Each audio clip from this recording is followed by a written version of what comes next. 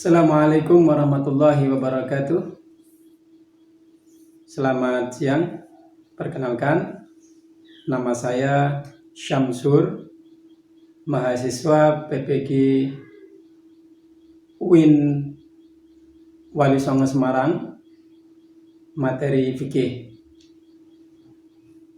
Dalam kesempatan ini saya ingin memperkenalkan bahwa saya saat ini sedang melaksanakan persiapan ujian kinerja UIN Wali Songo yang akan diselenggarakan pada tanggal 21 Juli 2022. Sebagai bukti bahwa saya sudah terdaftar sebagai peserta ujian UKIN sekaligus ujian pengetahuan, saya sudah mendaftar dan print out kartu pendaftaran ini. Semoga selanjutnya saya akan bisa melaksanakan tugas kuliah PPG ini dengan lancar dan mendapatkan hasil yang terbaik. Terima kasih. Assalamualaikum warahmatullahi wabarakatuh. Assalamualaikum warahmatullahi wabarakatuh. Waalaikumsalam warahmatullahi wabarakatuh. Alhamdulillah wa sallallahu ala sayyidina Muhammad Rasulullah wa ala alihi wa ashabihi wa man tabi'ahum bi hadillah wa ba'd. Selamat siang anak-anak. Siang. Apa kabar? Baik. Sehat semua? Alhamdulillah. Baik. Semangat ya. Semangat. Anak-anak, bertepatan dengan tahun baru ajaran baru ini, yaitu tahun ajaran 2022-2023. Alhamdulillah, ini pertemuan kita yang pertama dan kita akan mempelajari materi ini. Kiranya pembelajaran ini dimudahkan oleh Allah, kita mendapatkan ilmu yang manfaat dan barokah. Pertemuan kita ini kita awali dengan doa. Silakan salah satu di antara kalian ada yang mau ini.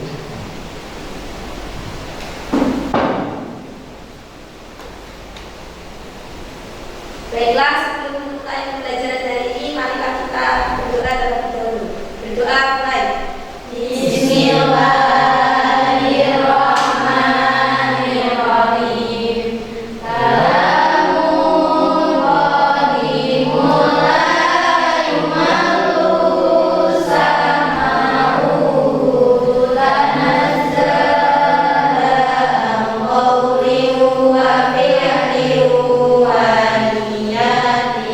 Bihi asafi min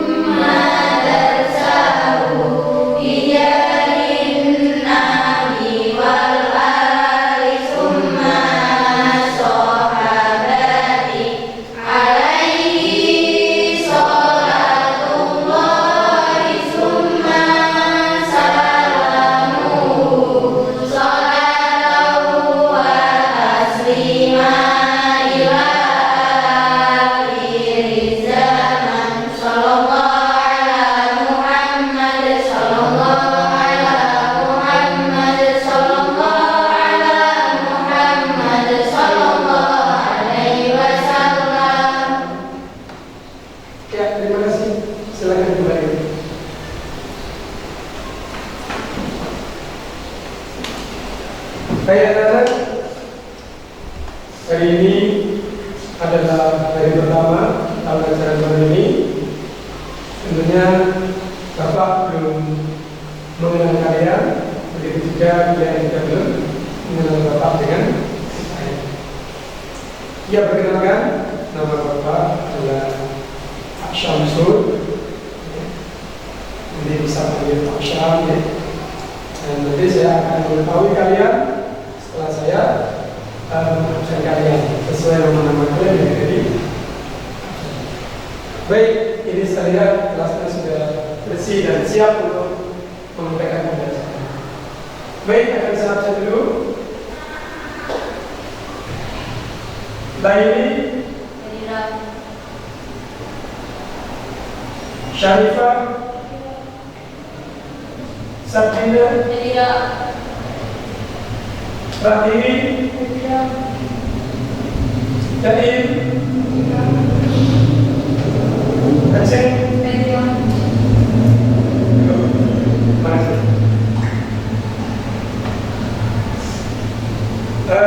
anak-anak, setelah kalian dari tingkat MTS, dari SMP kemarin, ada yang dari MTS ya? MTS ada mesti. Dari SMP ada nggak? Nggak ada. Baik. Tentu kita tidak asing dengan yang namanya pelajaran, yaitu satu ilmu yang mengatur tata cara umat Islam di dalam melaksanakan ibadah. Dari tingkat MI, MTS, kalian juga sudah belajar begini, betul? Oke. Dan ini ketika kalian masih di jenjang aliyah, kalian hanya akan melanjutkan materi lanjutan. Ya. Nah, kenapa kita mesti belajar ilmu fikih? Karena ilmu fikih itulah ilmu yang menjamin kebenaran kita melaksanakan ibadah. Kita akan dituntut menggunakan panduan-panduan yang pertama dari Al-Quran, hadis, kemudian turun sampai ke ijma dan qiyas para ulama. Ulama-ulama beristihad karena berbedanya permasalahan yang timbul di daerah satu dengan daerah yang lain, di waktu yang satu dengan waktu yang lain. Alasan inilah yang kita akan terus semangat mempelajari fikih. Dan saya harapkan kalian nanti meskipun anak-anak putri nanti kelak akan menjadi anak wanita-wanita, penyanyi-penyanyi, amin. Amin. Kalian sudah punya ilmu sampai kepada tingkat istihad. Amin. Amin. Baik anak-anak, dalam pertemuan ini kita akan mempelajari bab 1 pada buku paket Kemenang 1 KMA 184 ya, yang sudah ada di kalian. Nah, kita akan mempelajari bab 1 yaitu tentang fikih dan perkembangan. Dan kita akan menggunakan pembelajaran ini pada materi kali ini adalah konsep fikih, sejarah, dan perkembangan. Tujuan dan pembelajaran kita nanti ini, kita akan menggunakan pembelajaran dengan model TPL, Project Based Learning, ya, di mana kita akan mendeteksi, mempelajari teori-teori fikih, kemudian kita membuat pengamatan di masyarakat, ada masalah apa yang timbul di sana, kemudian kalian mencari solusi. Ya, problem based dan pembelajaran yang berbasis pada problem. Baik, tujuan pembelajaran kita ini adalah bagaimana kalian nanti dapat memahami konsep sejarah dan perkembangan fikih. Kemudian kalian dapat mengaplikasikan dalam kehidupan kalian sehari-hari.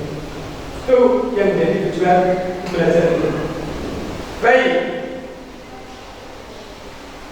pada materi yang pertama ini tadi Bapak sampaikan kita akan membahas tentang fikih dan perkembangannya, dan akhirnya adalah konsep sejarah dan perkembangan Islam, di mana nanti kita akan mempelajari tentang konsep-konsep fikih menurut imam-imam madhab.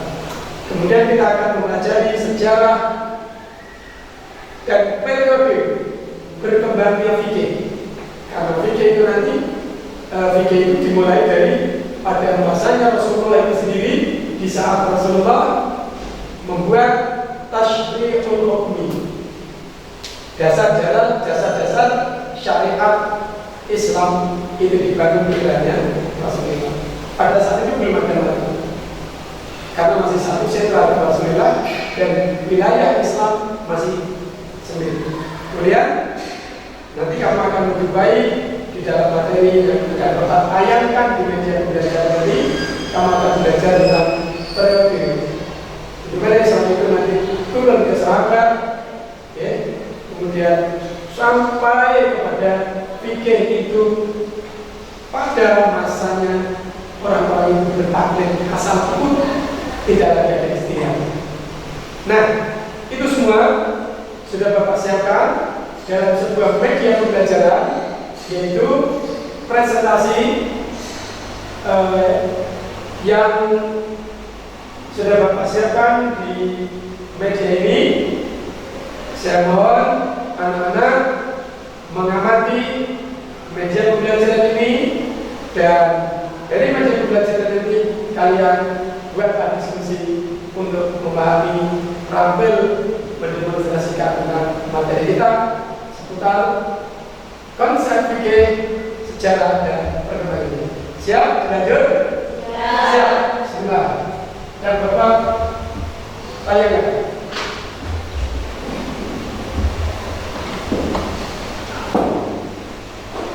Assalamualaikum warahmatullahi wabarakatuh. Innal hamdalillah, wassalatu wassalamu ala sayyidina Rasulillah wa ala alihi wa ashabihi wa man tabi'ahu ila yaumillah. Wa ba'du. Selamat pagi anak-anak, apa kabar? Semuanya masih sehat dan semangat untuk melanjutkan pelajaran kita. Dan alhamdulillah bertepatan di awal tahun pelajaran 2023 ini kita akan mulai belajar fikih dengan bab 1, yaitu tentang fikih dan perkembangannya. Diharapkan dari media pembelajaran ini nanti anak-anak dapat mengambil materinya dan dijadikan sebagai bahan diskusi. Namun ada baiknya akan dulu apa yang menjadi tujuan dan capaian dari pembelajaran ini. Berikut kita semua. Kemudian dasarnya adalah, dan indikator capaiannya adalah. Baik, kita lanjut. Dalam ilmu fikih, apa yang menjadi konsep dalam ilmu fikih sendiri? Kita simak. Konsep fikih dalam Islam menurut Imam Abu Hanifah adalah pengetahuan manusia tentang hak dan kewajibannya. Sedangkan menurut Imam Syafi'i adalah ilmu mengenai hukum-hukum syariat yang berlandaskan kepada dalil-dalil secara tafsir. Sedangkan menurut ulama-ulama seperti adalah. Baik, kita lanjut. Sekarang kita akan membahas tentang ruang lingkup ilmu fikih. Ruang lingkup ilmu fikih, bahwa fikih adalah semua hukum yang berbentuk amalia untuk diamalkan oleh setiap orang-orang Islam yang mukallaf, berupa hukum wajib, sunnah, mubah, makruh, dan haram. Dari hukum-hukum ini, maka agama mengatur dinamika hidup manusia agar sesuai dengan syariat Al-Quran dan Sunnah. Kita lihat.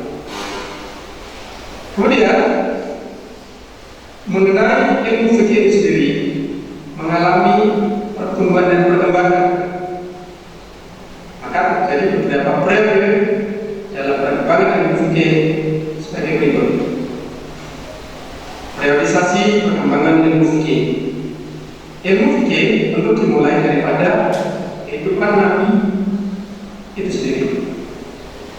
Dan kehidupan Nabi ini bagi menjadi dua, yaitu ketika Nabi masih berada di Makkah, kita sebut sebagai periode Makkah, yaitu Nabi di Makkah menetap selama 12 tahun dan beberapa bulan. Dan periode kedua adalah periode di mana Nabi sudah berhijrah dan menetap di Madinah selama 10 tahun hingga beliau wafat. Periode kedua yaitu periode para sahabat. Pada periode kedua ini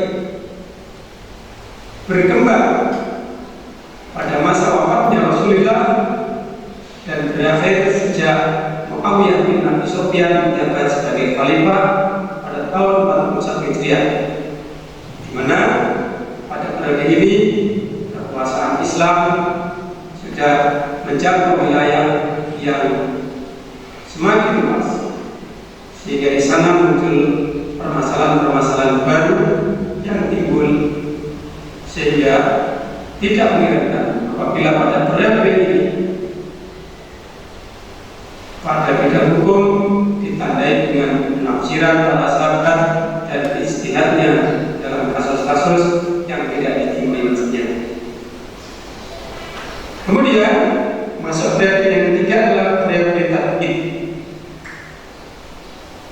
Periode tadbir ini yaitu periode lahirnya tokoh-tokoh dalam istimrar dan perundang-undangan Islam. Maka muncullah tokoh-tokoh mujtahid seperti Imam Abu Hanifah, Imam Malik, Imam Syafi'i, dan Imam Ahmad bin Hanbal. Imam Hanafi adalah seorang mujtahid yang hidup sebelum Imam Malik.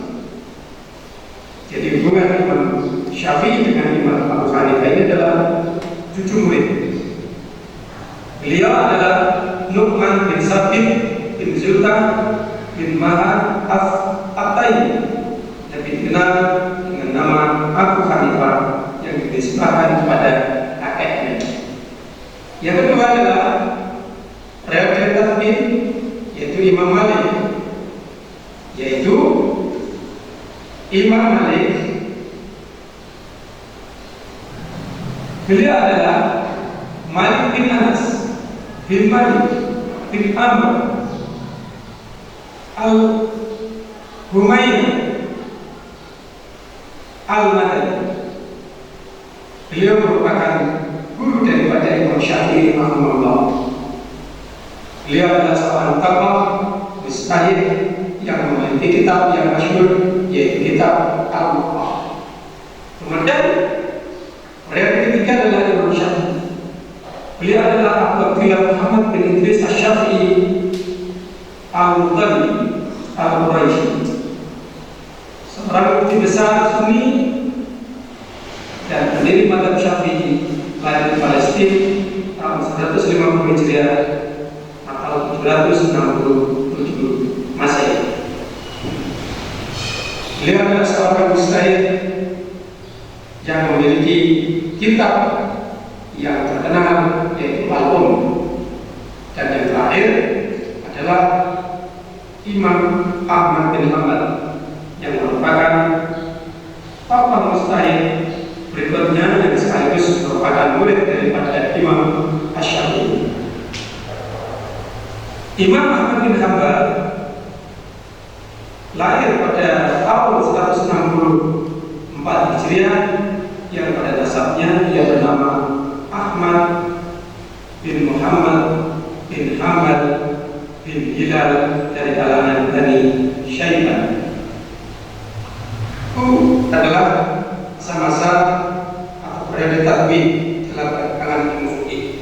Kemudian masuklah pada periode keempat, yaitu periode taklid, yaitu masa ketika semangat atau hikmah para ulama untuk melakukan ijtihad mutlak mulai melemah dan mereka kembali kepada dasar-dasar tasydid yang asasi dalam mengistimbatkan hukum dari nas Al-Quran dan Sunnah. sunnah. Ini terjadi sejak akhir pemerintahan Abbasiyah. Demikian mengenai video dan perkembangannya, mulai dari konsep, ruang lingkup, realiti perkembangannya, dan selanjutnya anak-anak mulai mempersiapkan materi untuk berdiskusi. Silakan memberi kelompok, siapkan pulpen dan kertas, baca materi baik-baik, mengungkapkan pendapat dan pandangan, kemudian nanti ada yang masuk presentasi, berikan argumentasi yang ilmiah dan buat kesimpulan.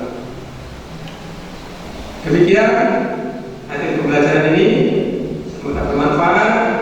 Assalamualaikum warahmatullahi wabarakatuh.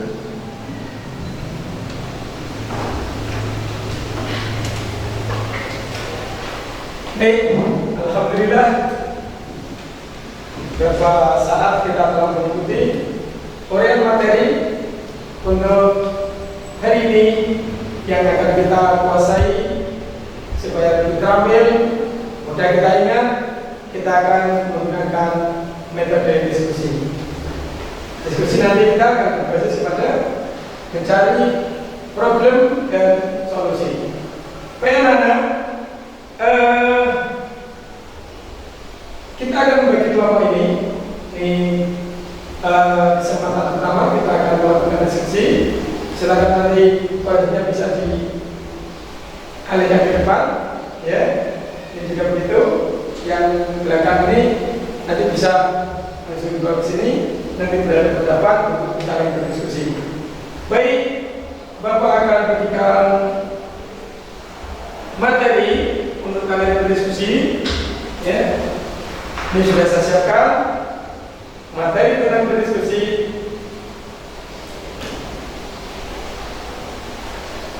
Baik, ini nanti kelompok kita sebut kelompok 1. Ini kita sebut kelompok 2.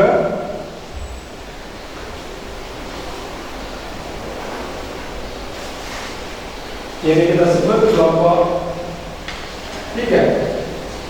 Baik, di sini ada 3 permasalahan yang berbeda antara kelompok 1 dengan kelompok yang lain.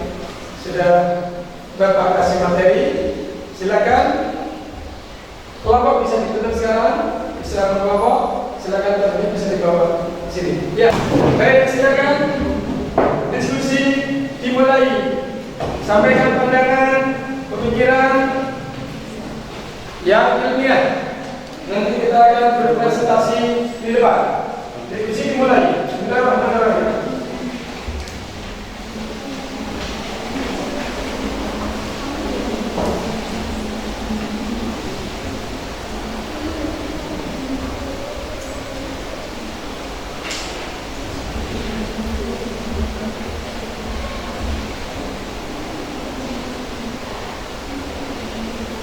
Ya, silakan dibahas. Cari referensi bisa kalian cari di internet.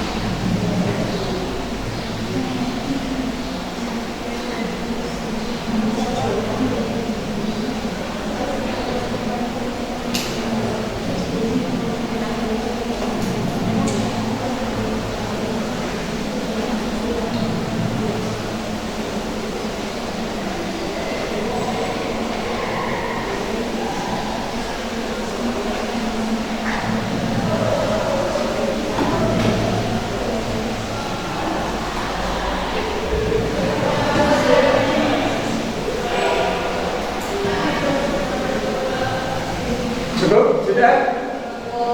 Sudah.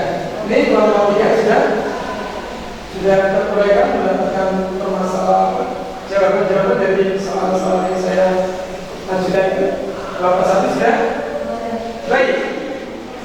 Alhamdulillah.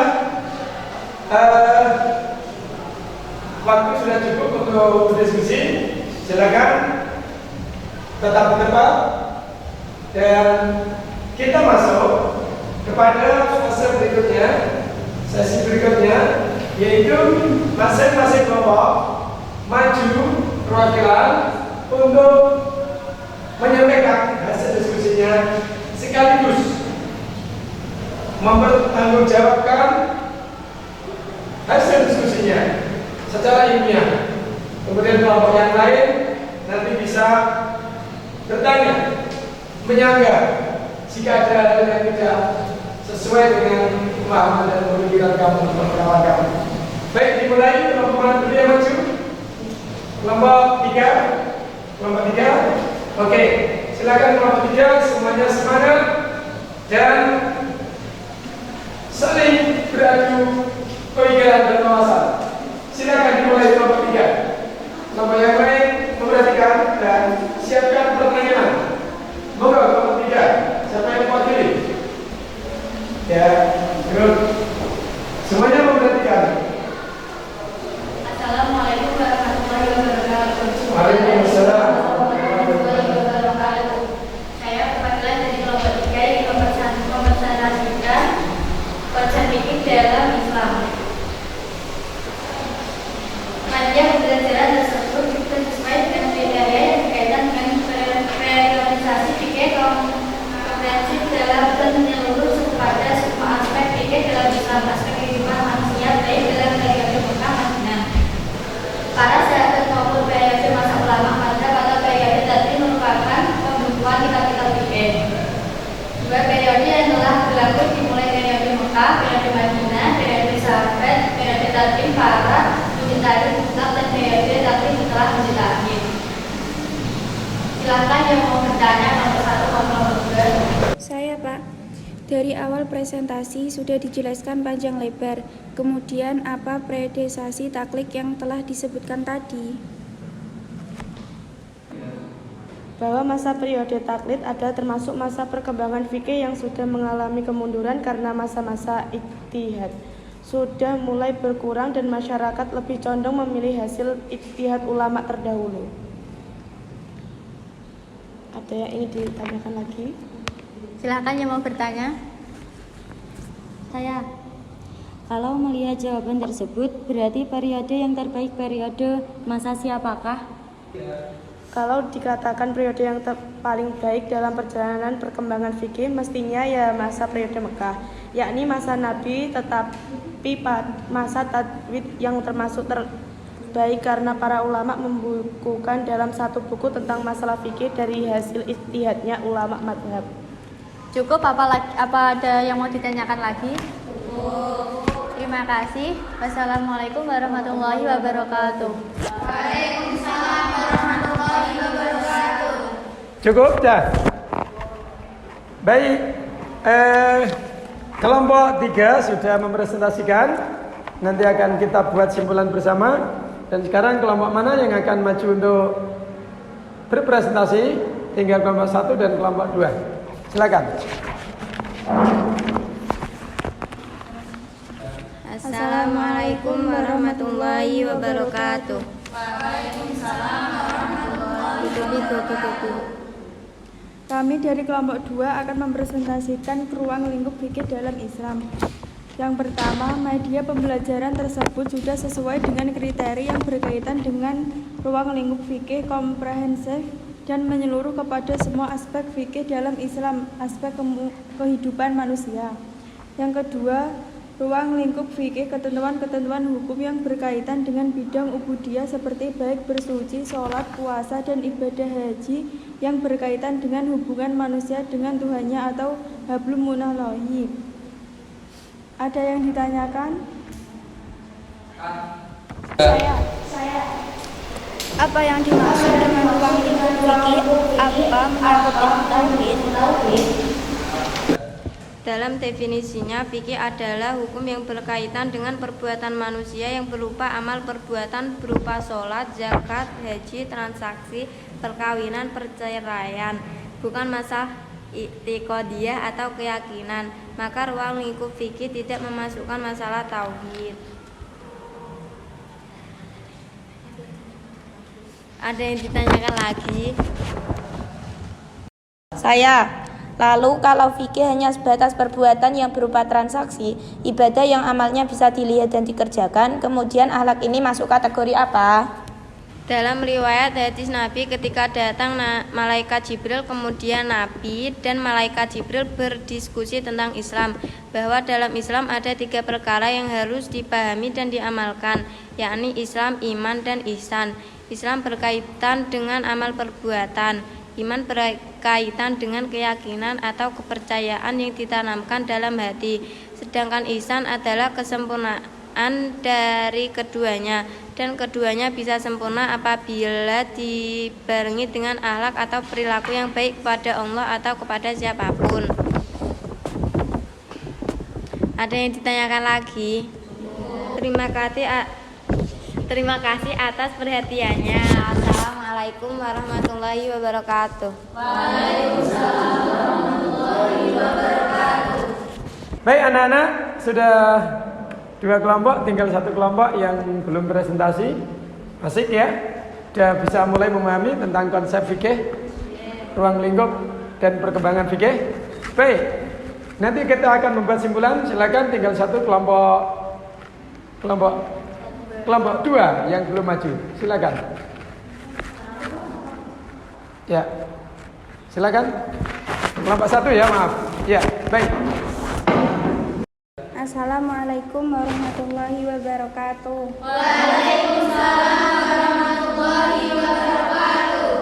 Kami perwakilan dari kelompok 1 akan membacakan hasil dari diskusi kami tentang konsep fikih dalam Islam.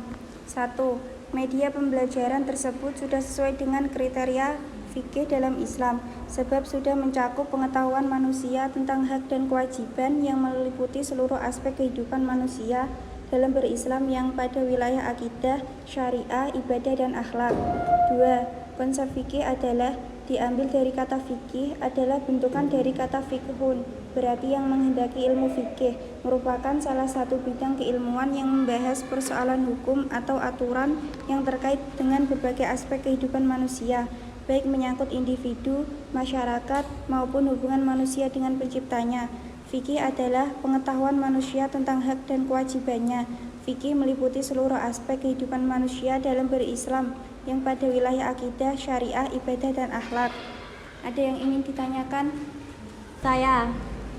Bagaimana apabila kita beribadah tidak sesuai konsep fikih Islam? Tidak sah karena kriteria secara keseluruhan dalam beribadah oleh fikih yang telah diatur oleh syariah dalam dan ijtihad ulama ketika tidak ditemukan dalam Al-Quran dan hadis Nabi Muhammad. Dalam kehidupan sehari-hari akan merusak tatanan yang telah diatur dengan baik. Apa ada yang ingin ditanyakan lagi? Ya, silakan kelompok 2 dan 3. Saya. Apa perbedaan fikih dengan syariah? Karena 2 perkara ini sering berkaitan dalam pemahaman agama Islam secara umum.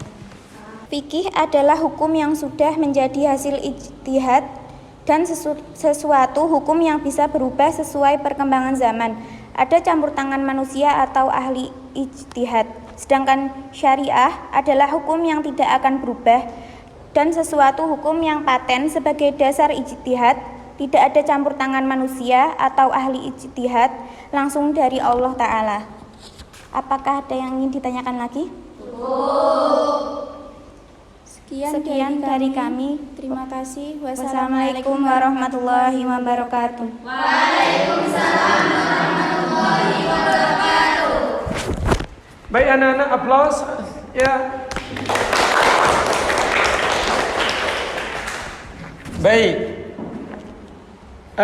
Demikian kegiatan diskusi kita hari ini. Sekarang kita membuat simpulan bersama dari hasil diskusi tadi. Ya, yang pertama, kalau kita simpulkan, yang kelompok 3 tadi yaitu tentang periode Islam. Dalam ini adalah terkait dengan masuknya periode fikih maksudnya pada era taklid. Jadi periode taklid adalah masa kemunduran daripada perkembangan Islam itu sendiri, di mana para ulama-ulama tidak lagi melakukan ijtihad tapi langsung kembali kepada asas hukum yang tasyri'. Itu kelompok 3. Kemudian kelompok 2 tadi yaitu tentang fikih sebagai hukum. Dan di sini adalah fikih adalah hukum yang berkaitan dengan perbuatan manusia. Adapun kelompok 1 tadi yang merepresentasikan tentang antara hukum dan syariat. Kesimpulannya adalah jika hukum adalah sesuatu yang bisa berubah dan dinamis karena campur tangan manusia melalui tahapan ijtihad. Tapi kalau syariah adalah hukum yang tidak ada campur tangan dari manusia, murni bersumber daripada Allah Ta'ala. Begitu ya kesimpulannya? Setuju? Setuju. Baik anak-anak, demikian kegiatan kita mulai dari mengikuti materi, berdiskusi, dan kita membuat simpulan. Untuk berikutnya, Bapak akan melakukan refleksi dari kinerja kalian belajar hari ini. Apakah ingatan kamu, saya ingin tahu, apakah kamu masih mengingat dengan baik materi kita siang ini? Maka Bapak akan memberikan soal tentang uji pengetahuan kalian terkait dengan materi tadi. Ya, ini saya bagi.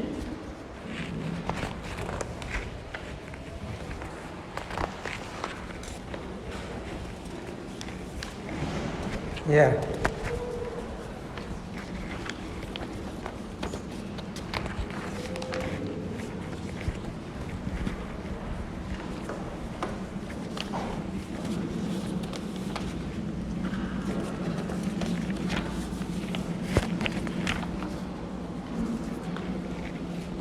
Ya, anak-anak, di situ ada soal-soal terkait dengan materi kita yang sudah kita simak, kita diskusikan tadi.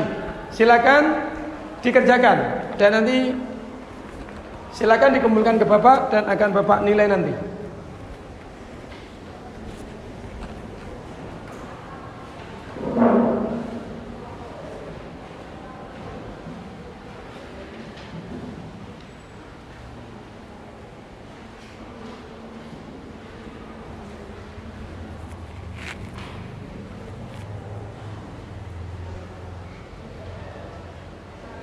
Ya, silakan diingat-ingat dengan yang sudah kita baca, kita diskusikan tadi.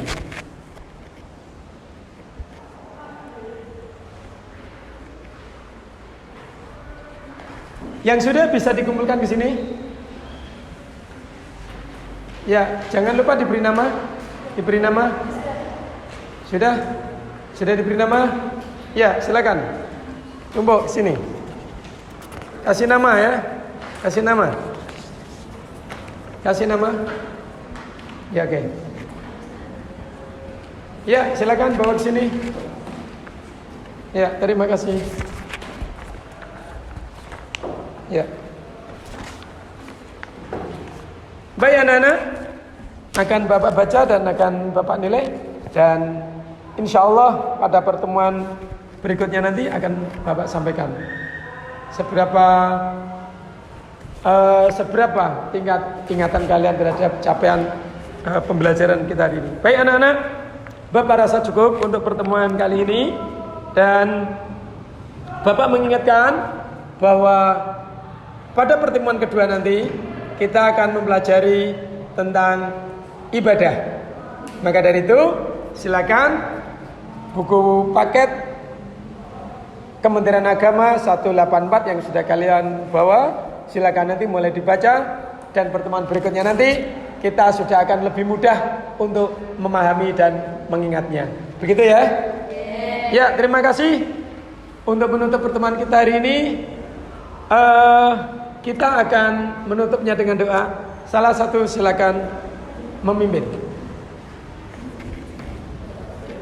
Untuk mengakhiri pembelajaran hari ini, marilah kita berdoa bersama-sama.